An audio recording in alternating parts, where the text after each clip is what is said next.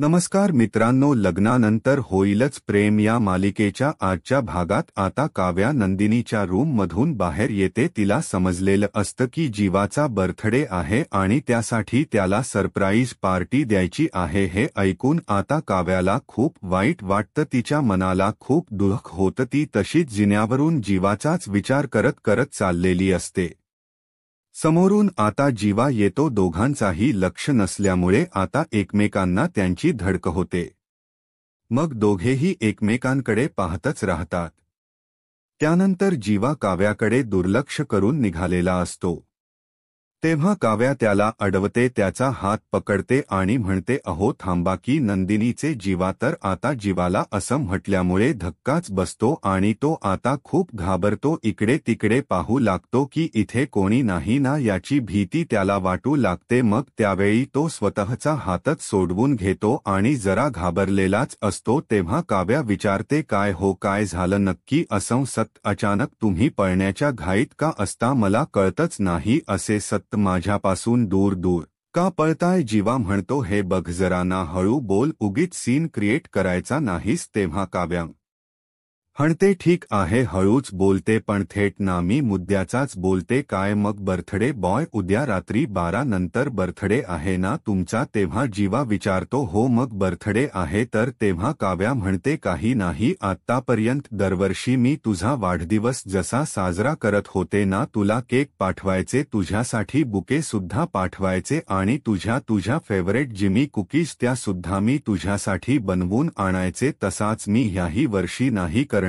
असं म्हणून ती जीवाला जबरदस्त धक्काच देते. तर जीवा तिच्याकडे पाहतच राहतो. मग त्यानंतर काव्याही म्हणते की हे बघ, आधीसारखी काव्या राहिलेली नाहीये आता, कारण या सगळ्या गोष्टी आधीसारख्या कशाला? मग काहीतरी ट्विस्ट असला पाहिजे ना रे जगण्यात. तेव्हा जीवा आश्चर्याने विचारतो, आता कसला ट्विस्ट आणि काय? मग काव्या म्हणते, हो सांगते की सांगते. अरे अरे अरे जीवा, काय आहे ना, लोकांना मी अशी सत्त कटकटी, चिडकी आणि सत्त आरडाओरडा करणारी एक कंप्लेंट बॉक्स वाटते, पण आता मी असं नाही होऊ देणार, अजिबात नाही होऊ देणार. तर हे बघ जीवा, तू आता मला सांग, लोकांना जर आपल्याबद्दल माहीत असतं तर ते काय म्हणाले असते? अगं काय हे काव्या, तू का सहन करतीयस इतकं सगळं आणि कशाला हव्य तुला पार्थ सोबतच लग्न? बिचाया त्या पार्थ नाही त्रास आणि जीवाची फरफट कशाला हो ना, असा ती जीवाला प्रश्न करते. अगं काव्या, आत्ताच्या काळातली मुलगी आहेस तू, असा तुकडा पाड आणि पुढे जा, पण मी आता तेच करणार, अशी धमकी ती आता जीवाला देते. त्यामुळे जीवाला धक्का बसतो आणि तो खूपच घाबरतो. इकडे तिकडे पाहतो, कुणी ऐकलं तर नसेल ना विचार करत तो काव्याला जरा शांत राहायला सांगतो.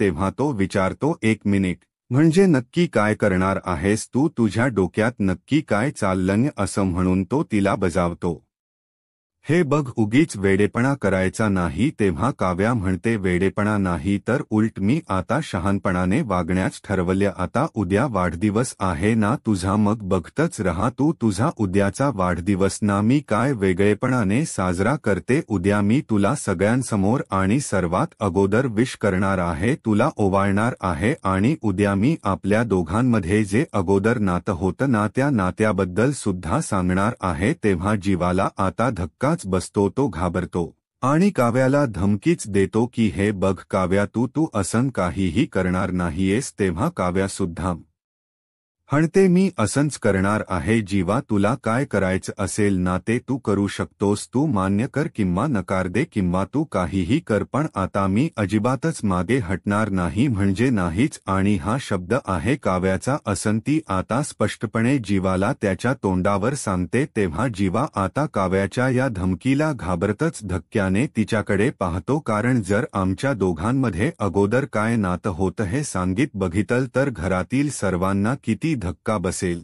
आणि घरातील सर्वजण किती दुखवतील याचा विचार आता जीवा करू लागतो. त्यानंतर आता ती तेथून जायला निघते. तेव्हा जीवा तिचा हात पकडतो, मग आता तो अगदी हक्कानेच तिचा हात पकडतो. तेव्हा काव्या त्याच्याकडे पाहतच राहते. मग जीवा हळूच हात सोडतो आणि म्हणतो, हे बघ, जरा विचार कर आणि डोक शांत ठेव. मी तुला रिक्वेस्ट करतोय, असं काहीही करू नकोस प्लीज प्लीज, कारण तुझी आई आजारी आहे. नंदिनी सुद्धा आत्ताच केवढ्या मोठ्या संकटातून बाहेर आलीय आणि हे सगळं जर तू सांगितलंस तर पार्थ दादाला केवढा मोठा धक्का बसेल आणि घरातल्यांना किती मोठा धक्का बसेल. अगं समजतंय का तुला? तेव्हा काव्या हसते आणि म्हणते, अरे वाजीवा, क्या बात है. अरे सगळ्यांची काळजी आहे की तुला. आणि काय बोललास आता तू? याला काय वाटेल त्याला कळलं तर यांना काय वाटेल, पण या सगळ्यातना काव्या कुठेच नाहीये असं ती रागाव वैतागाने त्याला म्हणते, आहे का नाही ना, असा ती त्याला जाब विचारते आणि म्हणते, अरे तू गेल्या 1 महिन्याभरामध्ये सगळ्यांचा विचार केलास परंतु काव्याचा एका क्षणाचा देखील विचार केला नाही. आणि मला काय वाटतं याचा विचार केलास का तू? अरे ते बिचारे पार्थ माझ्याशी एवढं चांगलं वागतात तरीही मी त्यांना सारखी हाडतूड करत असते आणि तू काय करतोस? तू तर हे सगळं मान्य केलंस की? असं म्हणून त्याच्या बेडरूमकडे ती बोट करते. अरे चांगला चाललाय तुझा आणि माझ्या नंदिनी ताईचा संसार, माझी बायको, माझा अभिमान, असं म्हणून ती जीवाच मागच पुढचं सगळं काही कारस्थान काढते आणि म्हणते, फक्त मला पार्थ सोबत बघितलं की तुला मिरची झोंबते हो की नाही, असं म्हणून ती हसते आणि म्हणते, हे म्हणजे असं झालं ना, मान्यही करायचं नाही आणि मोकळही व्हायचं नाही. ते म्हणतात ना, मला मोग्याचा गजराही हवाय पण हातात असलेल चाफ्याचा फूल काही सुटत नाही. असा ती जीवाला जबरदस्त टोमणा मारते. तर जीवा आता आश्चर्याने आणि अगदी अगदी डोळे वटारूनच तिच्याकडे पाहतो, कारण काव्या आता जे काही बोलत असते ना ते अगदी खरं खरं बोलत असते आणि जीवाला त्या सगळ्या गोष्टींची जाणीव करून देत असते. त्यानंतर त्याला राग येतो आणि तो रागातच म्हणतो, हे बघ. मग काव्य एक शब्द देखील तोंडातून काढू देत नाही. ती म्हणते, अरे बघतेच रे, मी बघतेच आहे ना. अरे इनफॅक्ट यू नो जीवा, लोकांना जर आपल्याबद्दल माहीत असतं ना तर लोकांना तुला डबल स्टँडर्ड म्हणाले असते, समजलं? तेव्हा त्याला राग येतो आणि तो विचारतो, काय मी डबल स्टँडर्ड आहे मी? मग आता ती स्पष्टपणे म्हणते, हो आहेच तू डबल स्टँडर्ड, पण काय झालं आता? अरे त्रास झाला ना तुला? मेल इगो दुखवला गेला ना तुझा लगेच? अरे काय चाललंय काय तुझं? जीव आम्हाला कळतच नाही. मला पार्थ बरोबर बघितलं की मला सारखा सारखा टोमणे मारतो, पण नंदिनी ताईला तुझी तू बायको म्हणतोस. किती कन्फ्यूज आहे रे जीवा तू. स्वतःच एकाच वेळी दोन्हीही दगडांवर पाय ठेवला आहेस तू. एकच काहीतरी निवड ना, अशी ती खूपच रागात त्याला म्हणते. मग मग आता तो म्हणतो, एक काहीतरी निवडू का? अगदी मस्तच हा. अगं तू काव्य आहेस ना, म्हणून हे सगळं बोलायला ना तुला सोप्पं जातन्य. अगं कधीतरी ना जीवा बनवून बघ, मग तुला कळेल की माझं काय होतन्य आणि मी कशातनं जातोय. तेव्हा काव्या म्हणते, हो आवडेल ना, मला खरंच आवडेल. मला जीवा, जर मी जीवा झाले तर सर्वात अगोदर मी सगळं यांना आपल्याबद्दल सांगेन आणि इनफॅक्ट सांगितलं सुद्धा असतं. पण सॅड मी जीवा नाहीये ना, मी तर काव्य आहे. पण हीच काव्य आता तुला सांगतीये जीवा की तुझी वेळ ना आता संपली आहे. आता सगळ्या गोष्टी मी फक्त आणि फक्त माझ्या पद्धतीने करेल, कारण उद्या वाढदिवस जरी तुझ्या एकट्याचा असेल ना तरीही गिफ्ट दोघांनाही मिळणार आहे. असं म्हणून ती जीवाकडे अगदी नजर रोखूनच पाहते आणि उद्या आपल्यातलं खरं नातं मी सगळ्यांना म्हणजे सगळ्यांना सांगून टाकणार आहे. आता लक्षात ठेव जीवा, जो उद्याचा वाढदिवस असेल ना तो आयुष्यातील सगळ्यात लक्षात ठेवण्यासारखा वाढदिवस असणार, अशी धमकीच देऊन आता काव्या तिथून आपल्या रूमकडे जायला निघते. तर जीवा आता खूप घाबरतो. काव्याच बोलणं त्याला आठवत असतं आणि तो आता तिकडे जाणाया काव्याकडे खूप वेळ पाहतच राहतो. तर दुसऱ्या दिवशी आता जीवा हा झोपेतून उठतो, पण त्याला चैनच पडत नसते, कारण काव्याने त्याला आज धमकीच दिलेली असते की काहीही झालं तरी आपल्या दोघांच्या नात्यात सत्य मी सर्वांना सांगणारच आहे. जीवा, तुझी वेळ आता संपत आली आहे. तुला काय करायचं असेल ते तू करू शकतोस, पण आता यातून तुझी सुटका नाही. मी सर्वांना सगळं सत्य सांगणार म्हणजे सांगणारच. काव्याने रात्री धमकी दिल्यामुळे जीवा डोक्यात तेच विचार येत असतात. तो खूप घाबरलेला असतो. तो म्हणतो, नक्की ही काव्या काय करणार आहे कळतच नाही. आणि आमच्या दोघांमधल नात सर्वांना ती कस एक्सपोज करणार, म्हणजे तिच्याकडे काही पुरावे आहेत का असा तो विचार करतो. आता पुरावे कुठे तर पनवेलच्या फार्म हाऊसमध्ये आहेत, पण तिकडे कोणी जाण्याचा प्रश्नच येत नाही असं म्हणून तो कपाट उघडतो. त्यामध्ये दोघांच्या हाताचा तो मोल्ड असतो. तेव्हा त्या मोल्डकडे तो पाहतच राहतो आणि त्याला त्या पनवेलच्या फार्म हाऊसमधील सगळे प्रसंग आता आठवतात की कशाप्रकारे आम्ही दोघांच्या हाताचा तो मोल्ड हा तयार करून घेतला होता. हे सगळं आठवल्यानंतर जीवा आता तो मोल्ड हातात घेऊन नुसता रूममध्ये ये सैरावैरा फिरत असतो. त्याला काहीच कळत नसतं की करावं काय, नक्की चाललंय काय. आता तो म्हणतो की पनवेलच्या फार्म हाऊसवर ते पुरावे आहेत खरं, परंतु तिकडे जाणार कोण, तिकडे कोणी तर जाऊ शकत नाहीये लगेच, पण मलाच तिकडे जाऊन अगोदर ते पुरावे नष्ट करायला हवेत असा विचार तो आता करत असतो. नंदिनी आणि मानिनी या दोघीही आपल्या किचनमध्ये नेहमीच्या स्वयंपाकाची आणि नाश्त्याची तयारी करत असतात. तेवढ्यातच पार तेथे येतो आणि पोरींनो आवरा की पटकन असं नंदिनीला म्हणतो.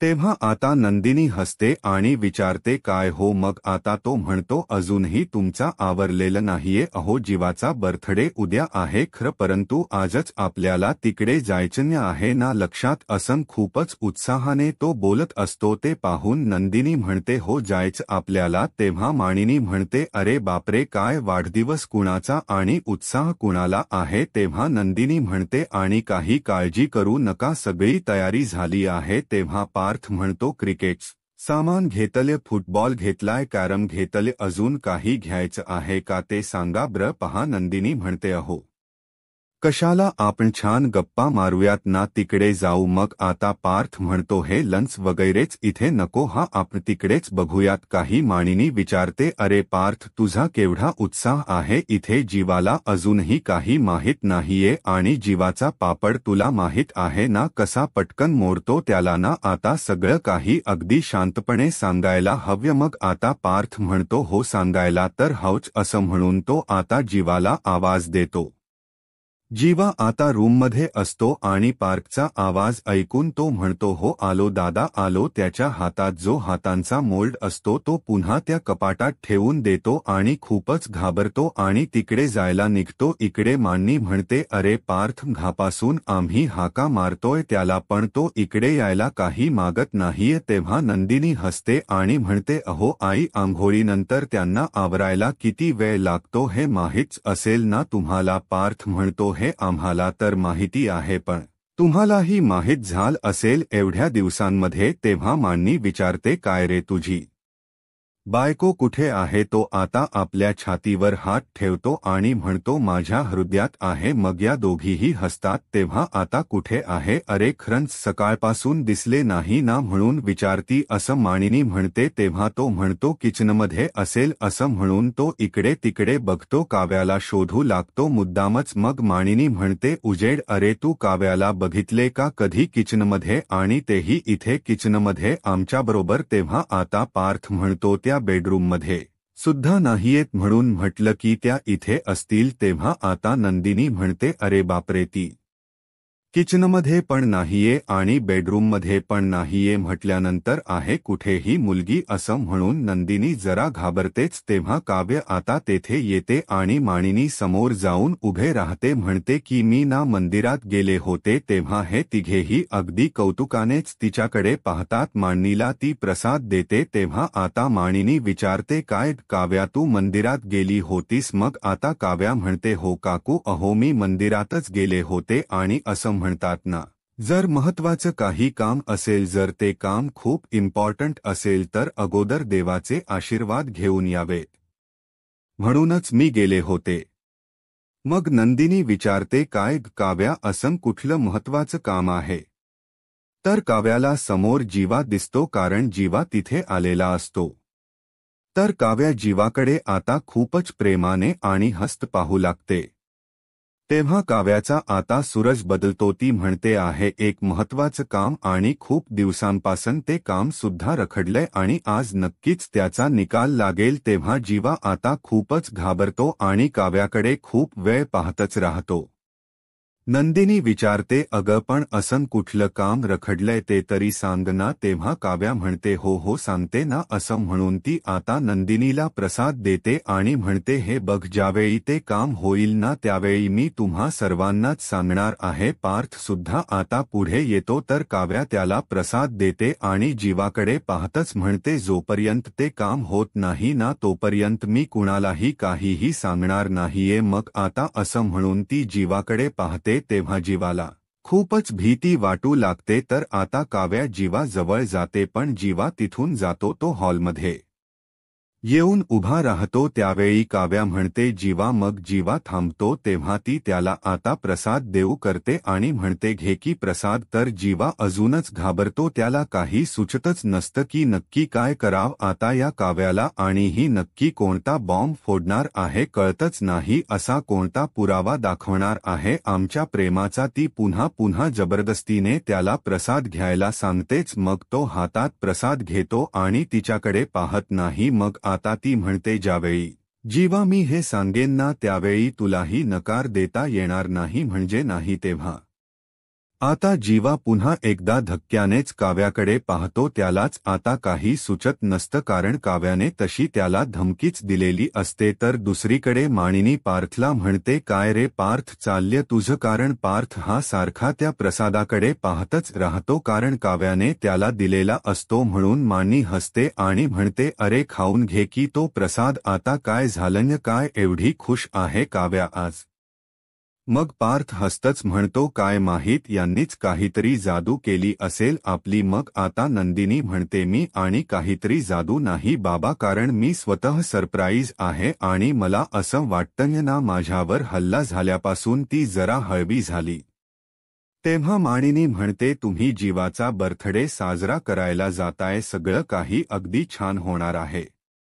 पार्थ म्हणतो, हो. इकडे आता काव्या विचारते, काय मग बर्थडे बॉय ताईने सांगितलं मला की उद्या तुमचा वाढदिवस आहे, तेवढ्यातच तेथे सर्वजण येतात. मग काव्या म्हणते, काय मग कुठे पार्टी देताय तुम्ही आम्हाला. तेव्हा आता जीवा हा सगळ्यांकडे पाहतच राहतो. मग आता पार्थ म्हणतो, अरे सांग जीवा. काव्या काय विचारतायत. मग आता जीवा म्हणतो, नाही खरं तर मला स्वतःचा बर्थडे सेलिब्रेट करण्याची गरजच नाहीये आणि मला तस आवडत सुद्धा नाही तसची तर येतच राहतो. मग काव्या म्हणते, हो बर्थडे दरवर्षी येतो हे बरोबर आहे, पण आमचे बाबा काय म्हणतात माहितीये, बर्थडेच्या दिवशी आपण काय स्पेशल करतो त्यावरूनच ठरतं आपलं अख्खं वर्ष कसं जाणार आहे ते, हो की नाही ताई. तेव्हा नंदिनी म्हणते, हो असंच असतं. मग आता ती जीवाला विचारते, जीवा उद्या काय काय प्लॅन केला आहे आम्हाला तरी सांगा. तेव्हा आता सगळ्यांनीच आता जीवाला प्रश्न विचारलेला असतो त्यामुळे आता त्यालाच काय उत्तर द्यावं कळत नाही कारण काव्याने अगोदरच खूप मोठा बॉम्ब टाकलेला असतो. तेव्हा मानिनी म्हणते, तोच त्याच्या बर्थडेच काय प्लॅनिंग सांगणार आता. दरवर्षी तो वेगवेगळ्या मित्रांना घरी बोलवतो आणि मग ती करतो. मागच्या वर्षी ना ऑफिस मधले सगळे कलिक आले होते त्याचे. तेव्हा नंदिनी विचारते, अच्छा के ग्रुप का. तेव्हा आता काव्या आणि जीवा हे दोघेही एकमेकांकडे धक्क्यानेच पाहतात. तेव्हा आता पार्थ विचारतो, तुम्हाला कसं माहीत. त्यावेळी नंदिनी म्हणते, अहो यांनीच सांगितलं होतं मला. मग काव्या अजूनच रागात जीवाकडे पाहू लागते. तर जीवा सांगतो की मी यावर्षी ना जरा बाहेर जाणार आहे. दरवर्षी अशी मजा येत नाही नुसता घरीच बर्थडे साजरा करण्यासाठी. त्यावेळी आता नंदिनी म्हणते, नाही हा. मग पार्थ सुद्धा म्हणतो, गप्प बस रे. अरे आता तुझं लग्न झालं, दरवर्षीच वेगळं होतं. आता तुझी फॅमिली आहे त्यामुळे तू फॅमिलीला सुद्धा घेऊन जायचं म्हणजे नंदिनीला. त्यावेळी नंदिनी म्हणते, म्हणूनच आम्ही तुमच्यासाठी अगदी छान प्लॅन केलाय. तेव्हा जीवा घाबरतो आणि म्हणतो, काय प्लॅन म्हणजे नको को मला काहीच प्लॅन वगैरे नको आणि घरी तर काही प्लॅन वगैरे करायचाच नाही मला ना जरा बाहेर जायचं. तेव्हा काव्या म्हणते, अगदी बेस्ट आहे ना मग, कारण ना आपण बाहेरच जातोय. तेव्हा नंदिनी आणि पार्थ दोघेही हसतात. जीवा आता विचारतो, आपण म्हणजे नक्की कोण. तेव्हा मानिनी म्हणते, घाबरू नकोस एवढा. अरे आपण म्हणजे तुम्ही चौघेजण, नंदिनी, जीवा देशमुख, त्याचबरोबर पार्थ देशमुख आणि काव्या, तुम्ही चौघेजण जात आहात. हे ऐकून आता जीवाला धक्काच बसतो आणि तो काव्याकडे पाहतच राहतो तर सर्वजण त्याच्याकडे पाहून हसतात. जीवाला आता खूपच घाबरला आहे हे पाहून काव्या त्याच्याकडे पाहतच राहते आणि अजून हसते. दुसरीकडे रम्या वसूला विचारते, काय गाई, म्हणजे जीवाचा बर्थडे आपण सर्वांनी मिळून फार्म हाऊसवर साजरा करायचा आहे? तेव्हा वसू म्हणते, हो पण आपण सर्वांनी मिळून नाही, हा फक्त जीवा, काव्या, नंदिनी आणि पार्थ हे चौघेच तिकडे जाणार आहे आणि त्यांच्याबरोबर मिथुन असणार आहे. तेव्हा रम्या हसते आणि विचारते, काय अगं, म्हणजे जेव्हा हे प्लॅनिंग सुरू होतं तेव्हा तर मी काव्याच्या रूममध्ये होते आणि तुम्ही कुठे होतात? सगळे इथे घरी. तर 1 मंथ अॅनिव्हर्सरीच्या सेलिब्रेशन वेळी चांगले तमाशे करून झाले आहेत, आता तिकडे फार्म हाऊसवर सुद्धा तमाशे करणार का? त्यानंतर ती पुन्हा विचारते, तू मानिनी मामीच्या रूममध्ये होती की काय बर्थडेच प्लॅनिंग सुरू होत? तेव्हा वसू म्हणते, अगं नाही, आता माझ्या सांगण्यावरून त्यांनी 1 मंथ अॅनिव्हर्सरीच प्लॅनिंग केलं होतं ना. आणि त्या दिवशी रात्री काय झालं तर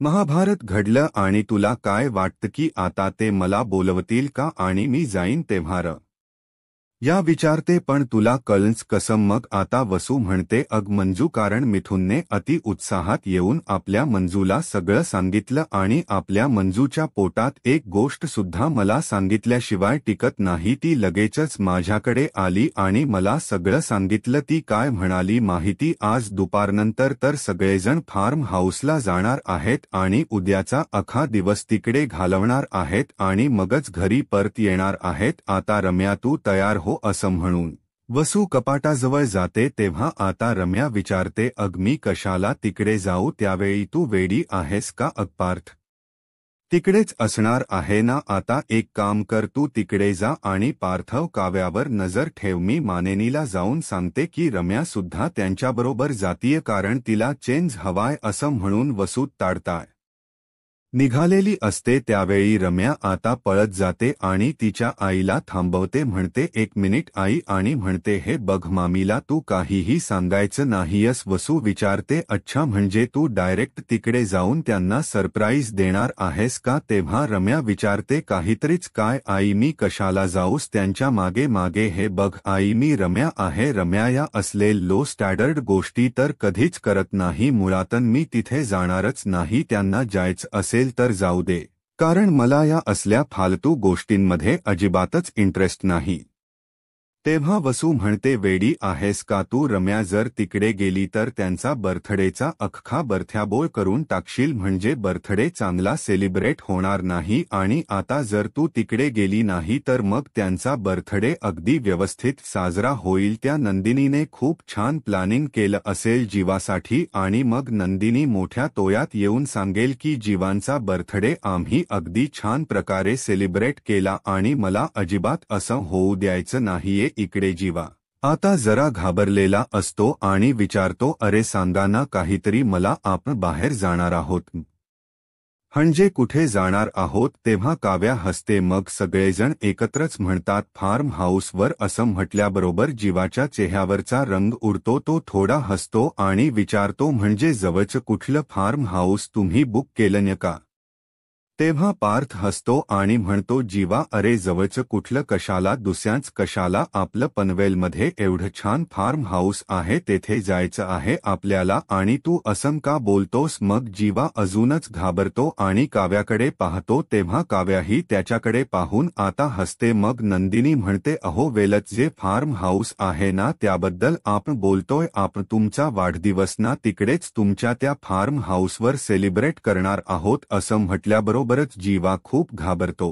तर आता मित्रांनो, पुढील भागामध्ये काव्या विचारते, अया, म्हणजे तुमच्या भावाभावांची वेगवेगळी रूम आहे का? तेव्हा पार्थ म्हणतो, तो त्याच्या रूमच्या बाबतीत खूप पजेसिव्ह आहे हा, कारण कुणाला जाऊ देत नाही तो. तेव्हा काव्या विचारते, काय सांगता? तेव्हा काव्या म्हणते, काहीतरी टॉप सिक्रेट आहे वाटतं. जीवा देशमुखांच त्या रूममध्ये. मग त्यानंतर आता जीवा खूपच घाबरतो आणि काव्याकडे पाहतो. तेव्हा आता जीवा घाबरलेला असतो. त्यामुळे नंदिनी म्हणते, अहो घाबरण्यासारखं काय आहे एवढं? तर आता काव्या सुद्धा जायला तयार होते आणि मग त्यानंतर देवासमोर हात जोडते आणि आज रात्रीचा जीवाचा वाढदिवस हा माझ्यासाठी नवीन वळण घेऊन येणार आहे जे जीवाने त्याच्या मनावर वर आणि छातीवर कोरले ते नाव आज सगळ्यांना कळेलच कारण जेके मधली के म्हणजे काव्याच आहे हे आज सगळ्यांना कळेलच तर दुसरीकडे जीवा हा गाडीजवळ येऊन उभा राहतो आणि त्याच्या छातीवर जे काव्याच नाव कोरलेल असतं ना ते काव्याच नाव तो आता त्या गाडीच्या आरशामध्ये पाहतो नंदिनी आता तेथे येत असते तर आता पुढे काय होईल हे पाहायला आत्ताच माझा महाराष्ट्र या यूट्यूब चॅनलला सबस्क्राईब करा धन्यवाद.